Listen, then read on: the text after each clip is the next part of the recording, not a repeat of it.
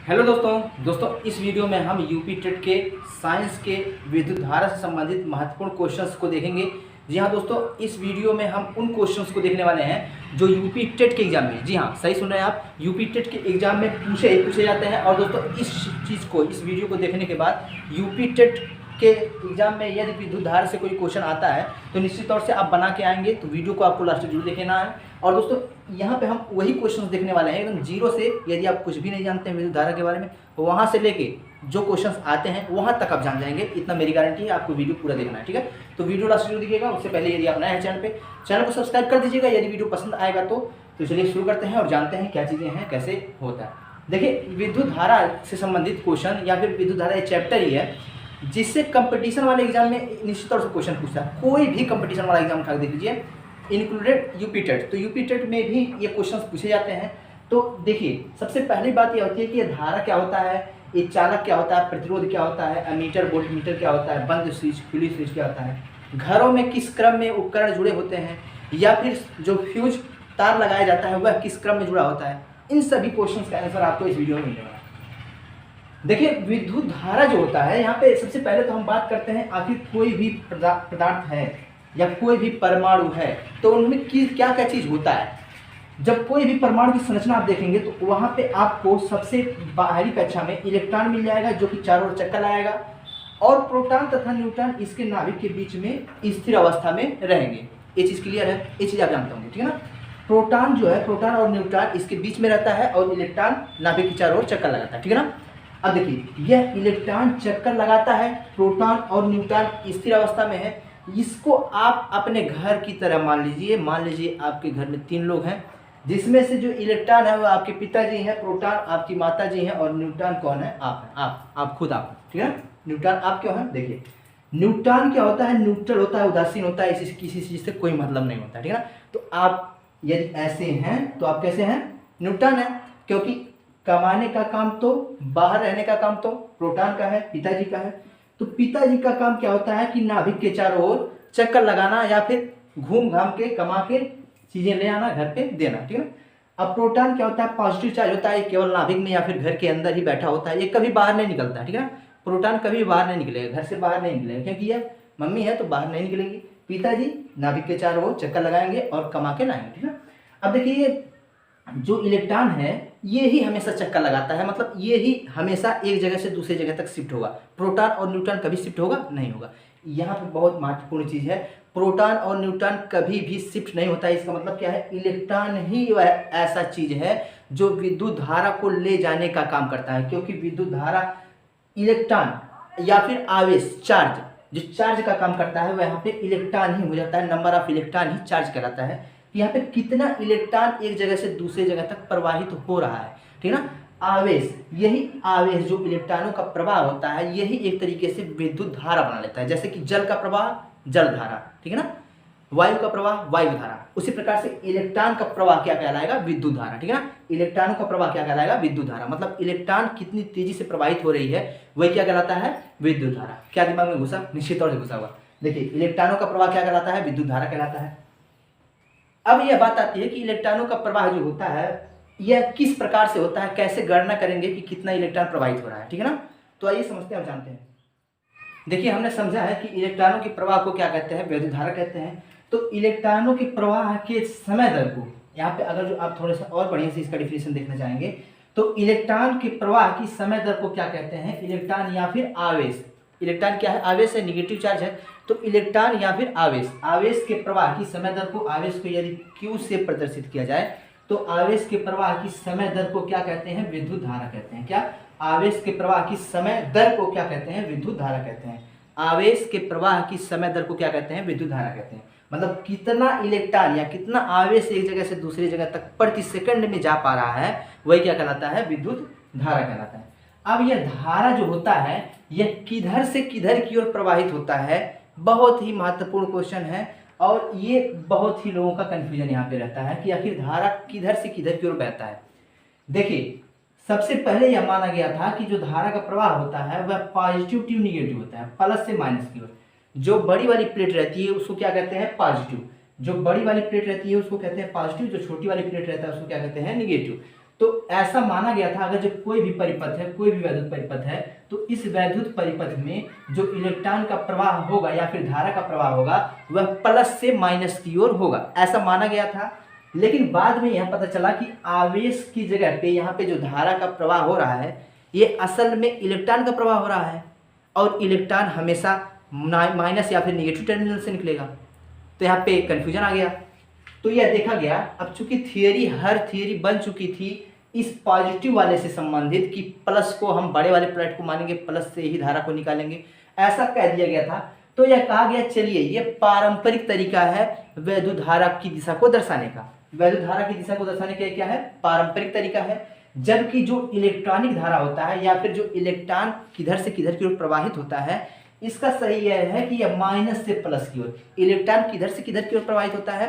Minus से plus की ओर प्रवाहित होता है। जबकि जो कन्वेंशनल या फिर पारंपरिक धारा जो होती है यह किधर से किधर की ओर प्रवाहित होती है? प्लस टर्मिनल से माइनस टर्मिनल की ओर। क्यों? ये चीज समझ आई? ये चीज निश्चित तौर से आपको यहाँ पे समझना जरूरी है, क्योंकि आप कहीं भी देखेंगे तो बड़ी वाली प्लेट को पॉजिटिव माना जाएगा और छोटी प्लेट को निगेटिव, और पॉजिटिव से ही विद्युत धारा को दर्शाया जाएगा। क्यों? क्योंकि पॉजिटिव से निकलता हुआ इसलिए दर्शाया जाता है क्योंकि ये माना जा चुका था पहले से ही। जबकि असलियत में क्या होता है, इलेक्ट्रॉन या फिर धारा का प्रवाह किधर से किधर की ओर? माइनस प्लेट से प्लस प्लेट की ओर होता है। ठीक है ना? तो ये हो गया धारा के बारे में कि धारा आखिर क्या है और धारा किधर से किधर की ओर प्रवाहित होती है। ठीक है ना? अब धारा के बाद ये आती है कि अगर धारा किस चीज में प्रवाहित होगी, विद्युत धारा आखिर कहाँ पे प्रवाहित होगी, किस चीज में प्रवाहित होगी। तो विद्युत धारा प्रवाहित करने के लिए कोई परिपथ की जरूरत होगी। अरे भाई, कोई भी चीज प्रवाहित होगा तो किसी न किसी परिपथ में ही होगा ना, ऐसा तो है।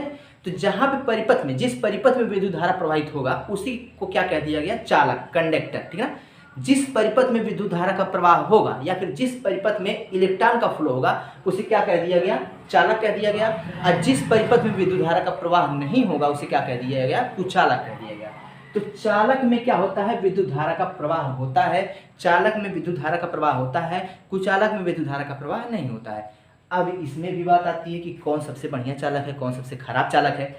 तो चालक, देखिए, चालक सबसे बढ़िया यदि बात करेंगे, और ये एग्जाम में पूछे जाने वाला क्वेश्चन है, इंपॉर्टेंट क्वेश्चन है। सबसे बढ़िया चालक अगर जो बात करेंगे तो वह है चांदी। सबसे बढ़िया चालक कौन है? चांदी है। ए थी, ठीक है ना? सबसे बढ़िया चालक कौन है? चांदी है। लेकिन चांदी को हम अधिकतर यूज में नहीं लाते हैं। क्यों नहीं लाते हैं? क्योंकि इतना महंगा चीज कोई यूज में नहीं लाएगा। ठीक है ना? तो चांदी को हम यूज में लाते नहीं है, लेकिन चांदी सबसे बढ़िया कंडक्टर है, सबसे बढ़िया चालक है। इसके बाद में आ जाता है तांबा। तांबा, कापर। ठीक है ना? कापर जो होता है यह सेकंड नंबर का सबसे बढ़िया चालक होता है। सबसे बढ़िया चालक सेकंड नंबर में कौन होता है? तांबा होता है। इसमें दूसरे नंबर पे सबसे बढ़िया तरीके से विद्युत धारा प्रवाहित होती है। चूंकि यह सस्ता भी है, इजिली अवेलेबल भी है, इस कारण से इसका प्रयोग हम अधिकतर जगहों पर करते हैं। कापर की बाइंडिंग या फिर तांबे की बाइंडिंग अधिकतर उपकरणों में देखने को मिल जाती है। ठीक है ना? क्यों? क्योंकि ये आसानी से अवेलेबल भी है, प्लस इसमें अच्छी क्वालिटी में, अपेक्षाकृत अच्छी क्वालिटी में विद्युत धारा प्रवाहित भी होती है। ठीक, तो ये हो गया तांबा। इसके बाद आता है एल्युमिनियम, जो कि हम अधिकतर जगह, जैसे कि विद्युत धारा का प्रवाह होता है हमारे घरों में, जिस वायर के माध्यम से लाया जाता है विद्युत धारा, वह वायर एल्युमिनियम का ही होता है। क्योंकि एल्युमिनियम के वायर को हम इसलिए यहाँ पे यूज करते हैं। एक तरीका ऐसा भी हो सकता है कि ये सस्ता भी है, अपेक्षाकृत बहुत सस्ता है एल्युमिनियम। तीसरे नंबर पे चालकता भी आ जाती है इसकी, और इसे कोई चुराएगा भी नहीं क्योंकि ये सस्ता है। ठीक ना? सस्ता है, कितना कोई चुराएगा। ठीक है? अब कापर रहता, चांदी रहता तो काट उठा ले जाते हैं सब, लेकिन ये सस्ता है, प्लस जो है इसमें तीसरे नंबर की चालकता भी है। इस कारण से इसका प्रयोग हम अधिकतर कर लेते हैं। जो भी घरों में विद्युत धारा लाने का काम होता है वह सिल्वर या एल्युमिनियम के द्वारा किया जाता है। तो ये हो गया चालक के बारे में। अब आगे बढ़ते हैं और जानते हैं चालकता के बाद। यहाँ पे चालकता जानने के बाद यह जानना जरूरी है हमको कि आखिर जो इलेक्ट्रॉन होता है उस पर चार्ज कितना होता है। इलेक्ट्रॉनों के प्रवाह को ही विद्युत धारा कहते हैं, लेकिन अगर जो एक इलेक्ट्रॉन प्रवाहित हो रहा है तो कितना आवेश को लेकर प्रवाहित हो रहा है वो उसको देखते हैं। ठीक है? यानी एक इलेक्ट्रॉन अगर जो प्रवाहित होगा, एक इलेक्ट्रॉन प्रवाहित होने पर जो आवेश लेकर जाएगा वह 1.6 × 10⁻⁹ कूलम आवेश लेके जाएगा। मोस्ट इंपोर्टेंट क्वेश्चन है। ऐसा क्वेश्चन पूछा जाता है कि एक इलेक्ट्रॉन के प्रवाह से या फिर एक इलेक्ट्रॉन पर कितना आवेश होता है। तो एक इलेक्ट्रॉन पर 1.6 × 10⁻⁹ कूलम आवेश होता है। मतलब एक इलेक्ट्रॉन अगर जो एक जगह से दूसरी जगह तक जा रहा है, शिफ्ट हो रहा है, तो तो ये इतना कूलाम आवेश लेकर जाएगा। एक इलेक्ट्रॉन पर इतना आवेश होता है। लेकिन अगर जो हमको 1 कूलाम विद्युत धारा प्रवाहित करना हो किसी परिपथ में हमको 1 कूलाम विद्युत धारा प्रवाहित करना हो, तो हम कितना इलेक्ट्रॉन को एक जगह से दूसरी जगह तक ट्रांसफर करेंगे, उसके बारे में आइए देखिए। 1 कूलाम में इलेक्ट्रॉनों की संख्या जो होगी, 1 कूलाम आवेश में इलेक्ट्रॉनों की संख्या जो होगी वह होगी 6.25 × 10⁸ इलेक्ट्रॉन। बहुत ही ज़्यादा, लॉट ऑफ इलेक्ट्रॉन, बहुत मात्रा में, अधिक मात्रा में इलेक्ट्रॉन प्रवाहित करना पड़ेगा, तब जाके 1 कूलाम आवेश प्रवाहित होगा। मतलब 6.25 × 10⁸ इलेक्ट्रॉन अगर जो प्रवाहित होगा तो 1 कूलाम आवेश प्रवाहित होगा किसी भी विद्युत धारा में, ठीक है ना। किसी भी विद्युत परिपथ में 1 कूलाम आवेश जो है चार्ज शिफ्ट होगा, या फिर कह सकते हैं यहाँ पे रहेगा जब भी 1 इलेक्ट्रॉन पर कितना, 1 कूलाम में 6.25 × 10⁸ इलेक्ट्रॉन होते हैं, ठीक है ना। इतना मतलब इतना इलेक्ट्रॉन जाएगा तब 1 कूलाम आवेश के बराबर ये चीज़ लेके जाएगा, ठीक। तो ये चीज़ें बहुत जल्दी होती हैं क्योंकि इतना अधिक मात्रा में इलेक्ट्रॉन शिफ्ट होता है, लेकिन इतना तेज़ी से होता है कि जो है चीज़ें एकदम, अगर जो यहाँ पे स्विच ऑन करेंगे, स्विच दबाएंगे, तुरंत बल्ब जलने लगता है, क्योंकि इलेक्ट्रॉनों का जो फ्लो होता है बहुत फास्ट होता है। यहाँ पे बहुत फास्ट तरीके से, बहुत तेज़ी से ये फ्लो देखने को मिलता है। तो ये चीज़ें हैं कि यहाँ पे ये चीज़ देखने को मिलता है। मतलब ये क्या है कि यहाँ पे जो आवेश है, एक कूलाम में कितना इलेक्ट्रॉन है, 6.25 × 10⁸ इलेक्ट्रॉन, ठीक है। अब बात ये आती है कि फ्यूज क्या होता है, व्हाट इज फ्यूज। फ्यूज क्या होता है, देखिए घरों में फ्यूज लगा होता है, घरों में परिपथ में फ्यूज लगा होता है। क्यों लगा होता है, क्योंकि अभी कभी कभी ऐसा हो सकता है कि अचानक विद्युत धारा घर में तेजी से प्रवाहित होने लगे या फिर धीरे धीरे प्रवाहित हो, तो अगर जो विद्युत धारा का फ्लो एकाएक बढ़ जाएगा या फिर एकाएक ज़्यादा मात्रा में विद्युत धारा आ जाएगी, तो जो परिपथ से अटैच जितने भी उपकरण रहेंगे उनके जलने की संभावनाएं, उनके खराब होने की संभावनाएं बढ़ जाती हैं।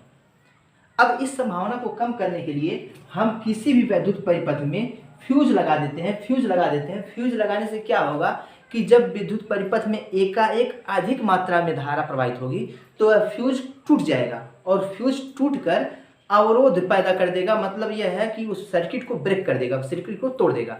अब सर्किट जब टूट जाएगा तो विद्युत धारा का फ्लो ही नहीं हो पाएगा, जिसके कारण से हमारा जो उपकरण है, हमारा जो जितने भी उससे अटैच उपकरण है वह सब सुरक्षित बच जाएगा। तो इस काम के लिए या फिर उपकरण को सुरक्षित बचाने के लिए हम क्या करते हैं, उस परिपथ में फ्यूज लगा देते हैं। लेकिन किस क्रम में लगाते हैं, श्रेणी क्रम में या समांतर क्रम में।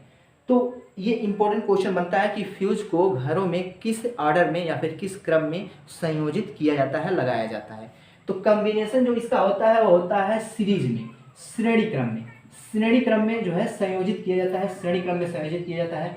किसी भी वैद्युत परिपथ में जो फ्यूज का संयोजन होता है, फ्यूज को लगाने का काम होता है, वह किस क्रम में होता है, श्रेणी क्रम में होता है। श्रेणी क्रम में इस चीज़ को लगाया जाता है। तो ये इंपॉर्टेंट क्वेश्चन है, पूछता है एग्जाम में, इस चीज़ को आप नोट कर सकते हैं, पूछने वाला क्वेश्चन है, ठीक है ना।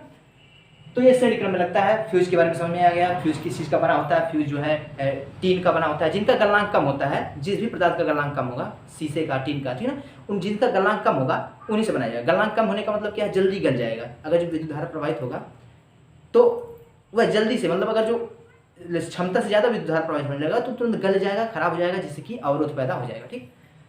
अब बात आती है प्रतिरोध क्या होता है, व्हाट इज रेजिस्टर। प्रतिरोध क्या होता है, रेजिस्टेंस क्या होता है, इसके बारे में बहुत ही मोस्ट इंपॉर्टेंट टॉपिक है ये चीज़। प्रतिरोध आखिर होता क्या है। देखिए प्रतिरोध किसे कहते हैं। प्रतिरोध एक तरीके से, इस तरीके से समझ सकते हैं आप, विरोध करने की क्वालिटी, ठीक है ना। जैसे आप कोई काम कर रहे हैं घर में, तो अगर जो पिताजी आपके काम का विरोध कर रहे हैं, पिताजी कह रहे हैं नहीं करना है, ठीक है ना। अब उस काम का विरोध कितना ज़्यादा हो सकता है, जितना ज़्यादा पिताजी का प्रतिरोधकता ज़्यादा हो, मतलब पिताजी जितनी ज़्यादा तरीके से आपकी चीज़ों का विरोध कर पाए, वही क्या कराएगा, उसका प्रतिरोध। उसी प्रकार से यदि हम कह रहे हैं किसी परिपथ में विद्युत धारा प्रवाहित हो, ठीक है ना, किसी भी परिपथ में हम कह रहे हैं विद्युत धारा प्रवाहित हो, लेकिन इस पदार्थ की क्वालिटी है कि ये पदार्थ उस पूरे वायर में विद्युत धारा प्रवाहित नहीं करने देना चाहता है, ठीक है ना, नहीं करने दे रहा है। इसका मतलब इसकी क्वालिटी है ये, मतलब प्रतिरोध क्या होता है, वह गुण होता है किसी भी चालक का, किसी भी पदार्थ का, जो उसमें प्रवाहित धारा का क्या करता है, विरोध करता है, ठीक है ना। प्रतिरोध किसी भी चालक का या फिर किसी भी पदार्थ का वह गुण होता है जो उसमें प्रवाहित होने वाली धारा का क्या करता है, विरोध करता है, धारा को प्रवाहित नहीं होने देता है। जिसकी प्रतिरोधकता जितनी ज़्यादा होगी, जिसमें जितना ज़्यादा प्रतिरोध उत्पन्न होगा, उसमें उतना कम धारा प्रवाहित होगी, ठीक है ना। और जिसका प्रतिरोध जितना कम होगा उसमें उतना ज़्यादा धारा प्रवाहित होगी। इसका मतलब प्रतिरोध एक तरीके से चालकता का उल्टा होता है। चालकता बढ़ेगी तो प्रतिरोधकता घटेगी, प्रतिरोध बढ़ेगा तो चालकता कम हो जाएगी, ठीक है ना। अब यह बात आती है कि किसका प्रतिरोध सबसे कम होता है। तो सबसे पहले मैंने बताया था चांदी, चांदी का चालकता सबसे अधिक होता है, इसका मतलब चांदी का प्रतिरोध सबसे कम होता है। वेरी सिंपल, कुछ भी नहीं है। अब यह बात आती है कि आखिर प्रतिरोधकता होता क्या है, इसका डिफिनेशन तो हमने समझ लिया, लेकिन फार्मूला क्या है और इसको किस वैज्ञानिक ने ये कहा था, हाँ ऐसा कुछ होता होगा, ठीक है।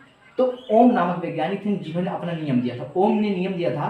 ओम ने क्या नियम दिया कि यदि किसी परिपथ में या यदि किसी चालक की भौतिक अवस्थाएं ना बदली जाएं, भौतिक अवस्थाओं का मतलब उसकी लंबाई में कोई परिवर्तन न किया जाए, उसका टेम्परेचर ना बढ़ाया जाए, तो जो भी भौतिक अवस्थाएं हैं उसमें कोई भी परिवर्तन ना किया जाए, उसकी मोटाई ना बदली जाए, ठीक है ना।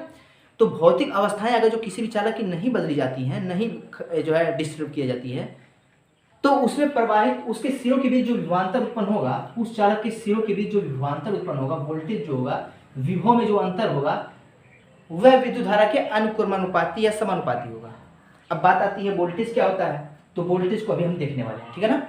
तो अगर जो कोई परिपथ है, कोई चालक है, तो चालक के सिरों के बीच जो भी विभवांतर उत्पन्न होगा उसमें प्रवाहित धारा के समानुपाती होता है, यह ओम ने कहा था। मतलब विभवांतर इज डायरेक्टली प्रोपोर्शनल टू क्या होता है, धारा आई होता है।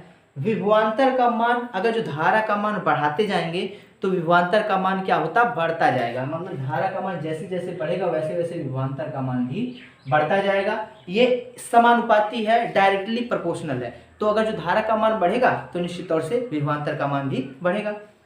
अब इस प्रोपोर्शनल के चिन्ह को जब हटाया गया तो देखा गया कि V बराबर आई आर, और इसी आर को ही क्या कह दिया गया कि चालक तार का क्या है, ये प्रतिरोध है। चालक तार का क्या है, ये प्रतिरोध है। मतलब चालक तार का क्या है, ये प्रतिरोध है।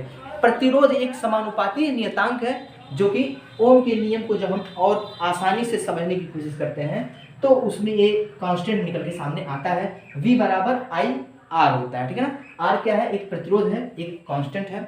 ओके, ये चीज समझ में आया होगा। अब बात आती है कि आर किन किन चीजों पे निर्भर करता है। एक और महत्वपूर्ण क्वेश्चन पूछता है एग्जाम में, ठीक है ना। वह यह क्वेश्चन है कि अगर जो धारा में और विभवांतर में ग्राफ बनाया जाए, ओके धारा और विभवांतर में यदि ग्राफ खींचा जाए तो कैसा ग्राफ प्राप्त होगा। मोस्ट इंपोर्टेंट क्वेश्चन है, नोट करिए इसको, ठीक है। देखिए, विभवांतर और धारा में यदि ग्राफ खींचा जाता है तो एक सरल रेखीय ग्राफ प्राप्त होता है। क्यों? क्योंकि विभवांतर धारा के समानुपाती है। क्यों? सही ना, विभवांतर धारा के क्या है, समानुपाती है। तो जैसे जैसे धारा का मान बढ़ाएंगे वैसे वैसे विभवांतर का मान भी बढ़ता जाएगा। तो जितना मात्रा में धारा बढ़ेगा उतना मात्रा में विभवांतर बढ़ेगा, उसी अनुपात में बढ़ेगा, जिसके कारण से हमको एक सरल रेखा प्राप्त होती है, एक सरल रेखा प्राप्त होती है। तो वोल्टेज या विभवांतर या पोटेंशियल और एम्पियर में या फिर धारा में, करंट में जो ग्राफ खींचा जाता है वो ग्राफ कैसा मिलता है, सरल रेखा में प्राप्त होता है। मोस्ट इंपोर्टेंट क्वेश्चन है, इस चीज को आप नोट करिएगा। अब दोस्तों प्रतिरोध के बारे में देखते हैं कि प्रतिरोध आखिर किन किन कारकों पर निर्भर करता है। तो आइए अब समझते हैं कि आखिर ये जो प्रतिरोध होता है ये किन किन कारकों पर निर्भर करता है। देखिए, प्रतिरोध की निर्भरता से संबंधित क्वेश्चन एग्जाम में पूछता है। ये पूछता है कि आखिर अगर जो कि कोई वायर है, उस वायर को कई भागों में बांट दिया जाता है तो उसकी प्रतिरोधकता क्या असर पड़ेगा, उसकी प्रतिरोधकता में बदलाव होगा कि नहीं होगा। तो देखिए, समझते हैं क्या जानते हैं यहाँ पे क्या चीजें होंगी, कैसे होगा। देखिए, जो प्रतिरोध होता है आर प्रतिरोध जो होता है किसी भी वायर का, वह उस वायर की या फिर उस चालक की लंबाई के अनुक्रमानुपाती होता है। मतलब लंबाई जितना ज्यादा रहेगा प्रतिरोध का मान उतना ज्यादा बढ़ता जाएगा। किसी भी चालक तार की लंबाई को मान बढ़ाने पर, चालक तार की लंबाई का मान बढ़ाने पर प्रतिरोध का मान, आर का मान बढ़ता जाएगा। यह पहला संबंध है, पहला नियम कहता है। मतलब प्रतिरोध का मान लंबाई पर निर्भर करता है और लंबाई बढ़ाने से प्रतिरोध का मान बढ़ता जाता है। ओके, और दूसरा चीज होता है, प्रतिरोध जो होता है वह इसके अनुप्रस्थ काट के क्षेत्रफल के व्युत्क्रमानुपाती होता है। इसका मतलब क्या है, क्षेत्रफल का मान जितना ज्यादा बढ़ा देंगे प्रतिरोध का मान उतना कम हो जाएगा, और इस क्षेत्रफल का मान जितना कम होगा प्रतिरोध का मान उतना ज्यादा होगा। मतलब मोटा तार की मोटाई अगर जो बढ़ाते जाएंगे तो प्रतिरोध का मान कम होता जाएगा, और यदि पतला तार रहेगा तो प्रतिरोध का मान ज्यादा रहेगा। ये कहता है दूसरा नियम, ठीक है ना। तो तार का जो प्रतिरोध होता है, चालक का जो प्रतिरोध होता है, लंबाई बढ़ाने पर चालक का प्रतिरोध बढ़ जाता है, और इसका मोटाई या फिर क्षेत्रफल बढ़ाने पर इसका प्रतिरोध क्या हो जाता है, कम हो जाता है। ओके ना। इसका मतलब ये है कि प्रतिरोध डायरेक्टली प्रोपोर्शनल होता है लंबाई के और इनडायरेक्टली प्रोपोर्शनल होता है क्षेत्रफल के, अनुप्रस्थ काट के क्षेत्रफल के। अगर जो इन दोनों इक्वेशन को एक दूसरे में मिला दिया जाता है, मर्ज कर दिया जाता है, तो हम यह कह सकते हैं कि R is proportional to L upon A। मतलब लंबाई बढ़ाने से क्षेत्रफल प्रतिरोध का मान बढ़ेगा, बल्कि जबकि क्षेत्रफल बढ़ाने से प्रतिरोध का मान क्या होगा, कम होगा। अब देखिए ये प्रोपोर्शनल का चिन्ह है, इस प्रोपोर्शनल का चिन्ह अगर जो हटाया जाता है इस प्रोपोर्शनल के चिन्ह को, तो प्रोपोर्शनल के चिन्ह हटाने पर यहाँ पे R is equal to rho L upon A आ जाएगा, रो L अपान A आ जाएगा। यहाँ पे रो क्या है, यह पदार्थ की प्रकृति पर निर्भर करती है कि अगर किस पदार्थ का वह चालक तार है, चालक तार की प्रकृति पर निर्भर करेगी। अगर जो यह चालक तार चांदी का है तो इसके लिए रो का मान कम होगा। क्यों कम होगा, क्योंकि रो का मान कम होने पर प्रतिरोध का मान कम हो जाएगा। इसका मतलब क्या है, यह रो पर निर्भर करेगा, रो का मान जितना अधिक होगा प्रतिरोध का मान उतना अधिक होगा। तो Ag के लिए, सिल्वर के लिए यह रो का मान कम होता है, जबकि इससे ज्यादा होता है कॉपर के लिए और इससे ज्यादा होता है एल्युमिनियम के लिए। क्वेश्चन ये पूछा जाता है कि एक कोई वायर है, तार है, इस वायर के प्रतिरोधकता को कहता है कि दोगुना कर दिया जाए या फिर तिगुना कर दिया जाए, या फिर ऐसा कह सकता है कि इसको जो इसकी लंबाई है, लंबाई को हम काट देते हैं। कोई वायर है, कोई चालक तार है, इस चालक तार को हम 3-4 भागों में काट देते हैं। काटने के बाद अगर जो हम इस लंबाई को आधा कर दें या फिर 1/4 कर देते हैं, लंबाई को, क्षेत्रफल को दोगुना कर देते हैं, तो इस वायर की या फिर इस चालक तार की प्रतिरोधकता में क्या प्रभाव पड़ेगा, ऐसा क्वेश्चन पूछता है। कह देगा एक चालक तार है, इस चालक तार की लंबाई को 1/4 कर दिया जाता है या फिर 1/4 कर दिया जाता है, तथा इसके अनुप्रस्थ काट के क्षेत्रफल को दोगुना बढ़ा दिया जाता है, तो इस चालक तार की प्रतिरोधकता क्या होगी। तो मैं फिर से बता रहा हूं, प्रतिरोधकता का मान मटेरियल पे निर्भर करता है। तो मटेरियल जब तक वही रहेगा तब तक प्रतिरोधकता का मान वही रहेगा। इसका मतलब रो ही, जितना रो पहले था वही रो रहेगा। क्यों, क्योंकि तार तो वही है, पदार्थ जैसा रहेगा उसी के अनुसार उसकी प्रतिरोधकता रहेगी। तो पदार्थ हमारा सिल्वर ही है, उसको चाहे 10 भाग में बांटें, चाहे 100 भाग में बांटें, चाहे 1000 भाग में बांटें, प्रतिरोधकता वही रहेगी। क्यों, क्योंकि मटेरियल हमारा सेम है। मटेरियल चेंज होने पर प्रतिरोधकता का मान चेंज होता है, रो का मान चेंज होता है। ठीक है ना। तो 3 चीजें हैं, लंबाई बढ़ाने पर प्रतिरोध का मान बढ़ेगा, क्षेत्रफल बढ़ाने पर प्रतिरोध का मान कम होगा, जबकि रो का मान बढ़ाने पर प्रतिरोध का मान बढ़ेगा। तो तीनों चीजें यहाँ पे आपके सामने लिखी हुई हैं और महत्वपूर्ण चीज है, इसको निश्चित तौर से आप कंटेस्ट कर सकते हैं, ये मोस्ट इंपॉर्टेंट चीज है। और बहुत सारे एग्जाम में यह चीज पूछा गया है जो मैंने सवाल बताया अभी को, एक वायर है, उस वायर का लंबाई 1/4 कर दिया जाए, क्षेत्रफल दोगुना कर दिया जाए, ऐसा क्वेश्चन एग्जाम में पूछता है। ओके ना। तो ऐसा क्वेश्चन पूछा जाता है।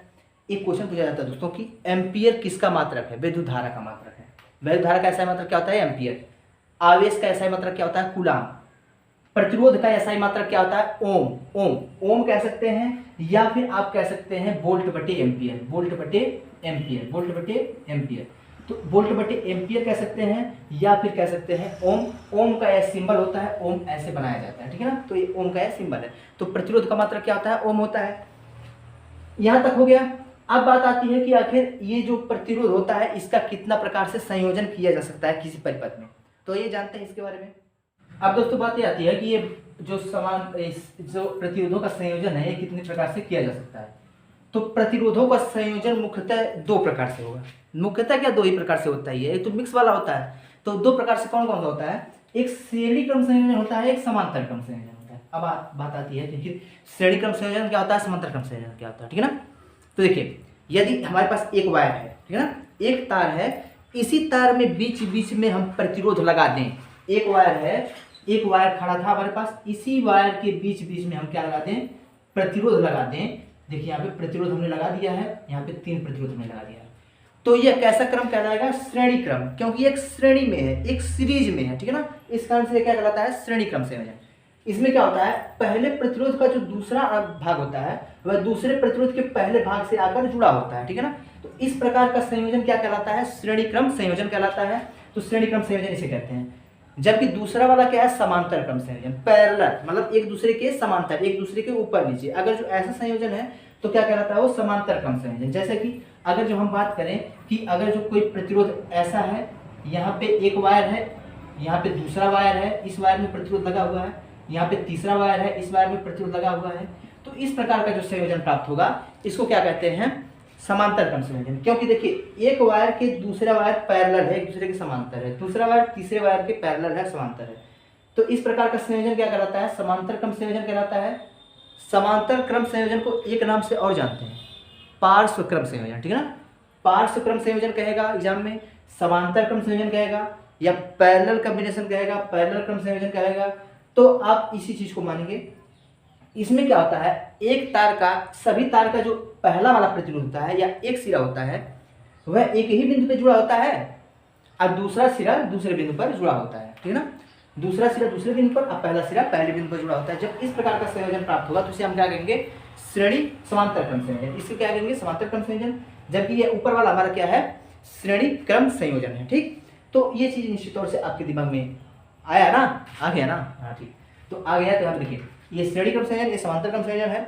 अब देखिए श्रेणी क्रम संयोजन जो होता है इसका जो तुल्य प्रतिरोध एग्जाम में निकालने के लिए कहते हैं कि तुल्य प्रतिरोध क्या होता है। तो देखिए श्रेणी क्रम संयोजन में जब भी हम स्ट्रक्चर बनाएंगे इसका, तो श्रेणी क्रम संयोजन में धारा हमेशा क्या होती है, समान होती है। जो धारा हम इस ओर से गुजारते हैं वही धारा सभी प्रतिरोधों से होते हुए इधर से निकलती है। इसका मतलब इस पूरे के पूरे परिपथ में धारा जो होता है वह समान होता है। मोस्ट इंपॉर्टेंट क्वेश्चन है, श्रेणी क्रम संयोजन में क्या चीज समान होता है, तो क्या चीज समान होता है, धारा समान होता है। और क्या चीज समान नहीं होता है, तो होता है विभवांतर। विभवांतर सभी प्रतिरोधों के लिए अलग अलग होता है। इसका विभवांतर V1 होगा, इसका विभवांतर V2 होगा, इसका विभवांतर V3 होगा। तो कहने का मतलब यह है विभवांतर का मान सभी प्रतिरोधों के लिए अलग अलग होता है, जबकि धारा का मान सभी प्रतिरोधों में क्या होता है, समान होता है। तो इसे क्या कहते हैं, श्रेणी क्रम संयोजन कहते हैं। और श्रेणी क्रम संयोजन में जो V बराबर होता है वह होता है V1 plus V2 plus V3, इस प्रकार से रहता है। और जब इसको हम सॉल्व करते हैं तो सॉल्व करने के बाद हमारे पास आता है V बराबर IR से यहाँ पे आ जाएगा, यहाँ पे देखिए V बराबर IR1 हो जाएगा बराबर IR2 हो जाएगा प्लस IR3 हो जाएगा। यहाँ पे कह सकते हैं R कह सकते हैं, यहाँ पे R1 कह सकते हैं, यहाँ पे R2 कह सकते हैं, IR3 कह सकते हैं। I सभी में कॉमन है, I को कॉमन लेके काट देंगे तो क्या मिलेगा, R is equal to R1 plus R2 plus R3। इसका मतलब क्या निकला कि श्रेणी क्रम संयोजन में जो तुल्य प्रतिरोध होता है R बराबर वह R1 plus R2 plus R3 सभी प्रतिरोधों के योग के बराबर होता है। ओके क्लियर है। तो ये चीज बहुत इंपॉर्टेंट है, सभी प्रतिरोधों के योग के बराबर होता है श्रेणी क्रम में तुल्य प्रतिरोध, ठीक। क्या चीज समान होता है, धारा समान होता है। क्या चीज समान नहीं होता है, होता है वोल्टेज या फिर विभवांतर। अब यह बात आती है कि आखिर जो है यह क्या है, यह श्रेणी क्रम समांतर है। यहाँ पे R1 इसका प्रतिरोध है, इसका R2 है, इसका R3 है। समांतर क्रम संयोजन में धारा बट जाती है। जैसे धारा यहाँ पे हमने एक वायर में दिया, या एक इधर चला गया, आधा इधर चला गया, आधा नीचे चला गया, तो तीनों जगह पड़ जाएगी ना। जो हमने यहाँ पे धारा दिया था I, वह I1 इधर चला गया, I2 इधर चला गया, I3 इधर चला गया, मतलब बट जाएगी। तो बट जाने पर क्या प्राप्त होता है हमको, जो धारा संपूर्ण धारा हमने भेजा था वह I1 plus I2 plus I3 के रूप में बट गई है। लेकिन चूंकि हमारे पास वही सिरा है ना, A सिरा फिक्स है और B सिरा फिक्स है, सभी प्रतिरोधों के लिए सिरा फिक्स है ना, तो सिरा फिक्स होने के कारण इसका विभवांतर जो होता है वह समान होता है। सभी प्रतिरोधों के लिए विभवांतर समान होगा, लेकिन धारा का मान सभी के योग के बराबर होगा। इसका मतलब यह निकल के सामने आता है कि अगर जो इसको हम सॉल्व करते हैं तो सॉल्व करने पर हमें पता है कि I बराबर क्या होता है, V अपान R होता है। तो यहाँ पे V अपान R रखेंगे, यहाँ पे V बटे R1 रखेंगे, यहाँ पे V बटे R2 रखेंगे, यहाँ पे V बटे R3 रखेंगे। V सभी में कॉमन है, V को कॉमन लेके काट देंगे, तो यहाँ पे V को कॉमन लेके काटेंगे 1 upon R1 plus 1 upon R2 plus 1 upon R3 मिलेगा। V से V कैंसिल हो जाएगा तो 1 upon R is equal to 1 upon R1 plus 1 upon R2 plus 1 upon R3 मिलेगा। तो इस प्रकार से समांतर क्रम संयोजन में जो तुल्य प्रतिरोध होता है वह होता है 1 अपान R बराबर 1 upon R1 plus 1 upon R2 plus 1 upon R3। तो ये होता है समांतर क्रम संयोजन। तो इसमें ये चीज एग्जाम में पूछा जाता है कि आखिर श्रेणी क्रम संयोजन में क्या चीज समान रहता है। तो श्रेणी क्रम संयोजन में धारा समान रहती है, विभवांतर समान नहीं रहता है। जबकि समांतर क्रम संयोजन में विभवांतर समान रहता है लेकिन धारा का मान समान नहीं रहता है। श्रेणी क्रम संयोजन में तुल्य प्रतिरोध R बराबर R1 plus R2 plus R3, जबकि समांतर क्रम संयोजन में तुल्य प्रतिरोध 1 बटे R बराबर 1 बटे R1 प्लस 1 बटे R2 प्लस 1 अपान R3 होता है। तो आइए आगे समझते हैं कि वोल्टमीटर प्रतिरोध अमीटर क्या होता है। अब देखिए दोस्तों, यहाँ पे बात आती है कि आखिर ये वोल्टमीटर अमीटर किसका में जोड़ते हैं, लेकिन उससे भी पहले हम देखेंगे आखिर ये विभव और विभवांतर क्या होता है। बार बार टर्म आ रहा था कि विभव क्या है, विभवांतर क्या है। देखिए अगर जो हम बात करते हैं विभव की, तो प्रति एकांक आवेश को या फिर प्रति एकांक जो हमारे पास चार्ज था, आवेश था, उसको अनंत से कहीं पर किसी बिंदु पर लाने पर जो कार्य किया जाता है उसी को क्या कहते हैं, विभव कहते हैं। मतलब विभव एक तरीके से पोटेंशियल है, किसके अंदर कितना पोटेंशियल है, ठीक है ना। जिसके अंदर जितना ज्यादा पोटेंशियल रहेगा वो उतना ज्यादा आवेश को लेके आ पाएगा। तो जितना ज्यादा आवेश को लाने में कार्य किया जाएगा वही क्या कहलाएगा, विभव कहलाएगा। शर्त यह है कि वह आवेश कहाँ से आना चाहिए, अनंत से या फिर अर्थ से। मतलब अगर जो किसी भी परिपथ का एक सिरा हम अर्थ से या फिर जमीन से कनेक्ट करा देते हैं तो निश्चित तौर से वह अनंत स्रोत की तरह कार्य करने लगता है। तो वहां पे जो उत्पन्न होता है वो क्या उत्पन्न होता है, पोटेंशियल या फिर विभव उत्पन्न होता है, ठीक है ना। तो विभव किसे कहते हैं, प्रति एकांक आवेश को अनंत से किसी बिंदु तक लाने में किया गया कार्य क्या कहलाता है, विभव कहलाता है। मतलब प्रति एकांक आवेश को अगर जो अनंत से किसी बिंदु तक लाने में कोई कार्य किया जाएगा उसे क्या कहलाएगा, विभव कहलाएगा। तो विभव V बराबर क्या होता है, विभव V बराबर होता है V बराबर W/Q। मतलब प्रति एकांक आवेश, यहाँ पे देख सकते हैं प्रति एकांक आवेश मतलब एक यदि कूलम आवेश हो, यहाँ पे क्या हो, एक कूलम आवेश हो, तो एक कूलम आवेश को अनंत से किसी बिंदु तक लाने में जो कार्य किया जाएगा, जो वर्क डन होगा, वो वर्क डन ही क्या कहलाएगा, पोटेंशियल कहलाएगा या वोल्टेज कहलाएगा, पोटेंशियल कहलाएगा, ठीक है ना। तो पोटेंशियल क्या होता है, तो प्रति एकांक आवेश को अनंत से किसी बिंदु तक लाने में किया गया कार्य क्या कहलाता है, विभव। लेकिन अगर जो यही चीज दो बिंदुओं के बीच किया जाता है, मतलब एक बिंदु से दूसरे बिंदु तक हम ले जाते हैं, यहाँ पे कोई एक पॉइंट रहता है, एक पॉइंट से हम उठाकर दूसरे पॉइंट पर आवेश को ले जाते हैं या फिर चार्ज को ले जाते हैं, तो इसे हम क्या कहते हैं, पोटेंशियल डिफरेंस कहते हैं या फिर विभवांतर कहते हैं। मतलब यहाँ पे कोई बिंदु ए था, यहाँ पे कोई बिंदु बी है, अब बिंदु ए से बिंदु बी तक चार्ज को ले जाने पर जो कार्य किया जाएगा उसे क्या कहेंगे, पोटेंशियल डिफरेंस कहेंगे। वो बिंदु ए से मतलब किसी एक बिंदु से दूसरे बिंदु तक आवेश को ले जाने में जो कार्य किया जाता है उसे क्या कहते हैं, पोटेंशियल डिफरेंस कहते हैं, विभवांतर कहते हैं। विभवांतर V बराबर W/Q। ये भी वही चीज होता है क्योंकि विभव विभवांतर में कोई अंतर ज्यादा है नहीं, बस यह है कि जब एक बिंदु से दूसरे बिंदु तक ले जाएंगे तो विभवांतर होगा, लेकिन अगर जो हम अनंत से एक बिंदु तक लाएंगे तो क्या कहलाएगा, विभव कहलाएगा। V बराबर W/Q हो जाता है। इसका मात्रक क्या होता है, इसका ऐसा मात्रक क्या होता है, वोल्ट होता है, या फिर इसको कह सकते हैं या कह सकते हैं जूल बटे कूलम कह सकते हैं, जूल बटे कूलम कह सकते हैं। अब देखिए ये जो विभवांतर है, अब दूसरी चीज दोस्तों क्वेश्चन पूछा जाता है एग्जाम में कि किसी परिपथ में विद्युत धारा कब प्रवाहित होती है, परिपथ खुला होने पर कि बंद होने पर। तो देखिए दोस्तों, जब परिपथ बंद होगा तब उसमें विद्युत धारा प्रवाहित होगी। परिपथ अगर जो खुला रहेगा तो विद्युत धारा प्रवाहित नहीं होगी। परिपथ खुला रहने का मतलब यह है, यदि हमारे पास कुंजी ऐसे है, कुंजी को हमने नहीं दबाया अभी तक, तो विद्युत धारा प्रवाहित नहीं करेगी। इसका मतलब परिपथ खुली है तो विद्युत धारा प्रवाहित नहीं होगी, परिपथ जब बंद हो जाएगी तब विद्युत धारा प्रवाहित होगी। ये चीज क्लियर रखिएगा, ठीक है ना। परिपथ बंद होने पर ही किसी परिपथ में विद्युत धारा प्रवाहित होती है, परिपथ खुले होने पर विद्युत धारा प्रवाहित नहीं होती है। बात यह आती है कि अमीटर को किस क्रम में लगाते हैं, वोल्टमीटर को किस क्रम में लगाते हैं, तथा घरों में उपकरणों का संयोजन किस क्रम में होता है।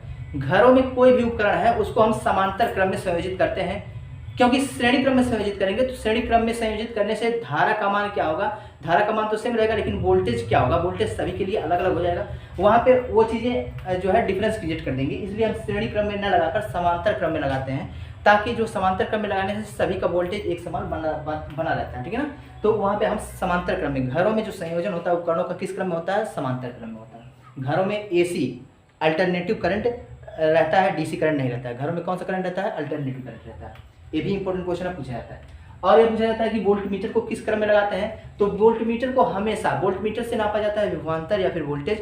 तो विभवांतर मापने की मशीन वोल्टमीटर कहलाती है, और वोल्टमीटर को परिपथ में हमेशा समांतर क्रम में ही जोड़ा जाता है, समांतर क्रम में ही जोड़ा जाता है। हमेशा कैसे जोड़ा जाता है, समांतर क्रम में। मतलब कोई यहाँ पे परिपथ है तो इसके परिपथ के समांतर क्रम में ही हमेशा क्या जोड़ा जाता है, वोल्टमीटर जोड़ा जाता है। जबकि अमीटर से क्या नापा जाता है, अमीटर से मापने का काम विद्युत धारा का किया जाता है। विद्युत धारा की गणना करने के लिए हम अमीटर का प्रयोग करते हैं, और अमीटर को किसी परिपथ में हमेशा श्रेणी क्रम में जोड़ा जाता है, हमेशा श्रेणी क्रम में। मतलब ये कोई अगर परिपथ है, यहाँ पे प्रतिरोध है, यहाँ पे कोई परिपथ है, तो परिपथ के हमेशा श्रेणी क्रम में क्या जोड़ा जाएगा, अमीटर को जोड़ा जाएगा, और समांतर क्रम में हमेशा क्या जोड़ा जाएगा, वोल्टमीटर को जोड़ा जाएगा। तो ये महत्वपूर्ण क्वेश्चंस थे कुछ जो कि एग्जाम में पूछे जाते हैं। और आप एक सूत्र और रखिएगा, या Q बराबर ये नहीं होता है, मतलब किसी भी परिपथ में जो आवेश की मात्रा होगी वह इलेक्ट्रॉनों की संख्या और एक इलेक्ट्रॉन पर आवेश के गुणनफल के बराबर होती है। मतलब यहाँ पे Q का मान क्या होता है, यानी E के बराबर होता है। इंपॉर्टेंट क्वेश्चन है, इस पे न्यूमेरिकल्स आते रहते हैं, ठीक है। तो ये इंपॉर्टेंट क्वेश्चंस थे कुछ जो कि किसी भी एग्जाम में पूछे जाते हैं, खासकर यूपी टेट के एग्जाम में। अगर जो आप एग्जाम पेपर देखते हैं, एग्जाम पेपर देखने पर आपको निश्चित तौर से यहाँ से जो मैंने अभी आधे घंटे में यहाँ पे कवर किया है वो चीज़ें, वह आपको कई सारे जगह देखने को मिल जाएगा। और यह आधा घंटा आपके लिए निश्चित तौर से हेल्पफुल होगा और बढ़िया तरीके से आप यदि इस वीडियो को देख लेते हैं तो निश्चित तौर से आपके 2-3 नंबर क्लियर होने वाले हैं इस वीडियो से। तो निश्चित तौर से वीडियो पसंद आया होगा, कोई क्वेश्चन होगा कमेंट बॉक्स में लिखिएगा। और यहाँ पे ये चीज़ें मैंने बताया है, इसमें कोई त्रुटि होगी तो आप जो है कमेंट बॉक्स में लिख सकते हैं और क्या कर सकते हैं, ठीक है ना। तो ये चीज़ें हैं। निश्चित तौर से वीडियो पसंद आया होगा, वीडियो पसंद आया चैनल को सब्सक्राइब करिए, वीडियो शेयर किए, वीडियो को शेयर करिएगा जरूर अपने मित्रों के पास। तो फिर मिलेंगे अगली वीडियो में नई जानकारी के साथ और नए टॉपिक के साथ। तब तक के लिए बाय बाय, जय हिंद, जय भारत।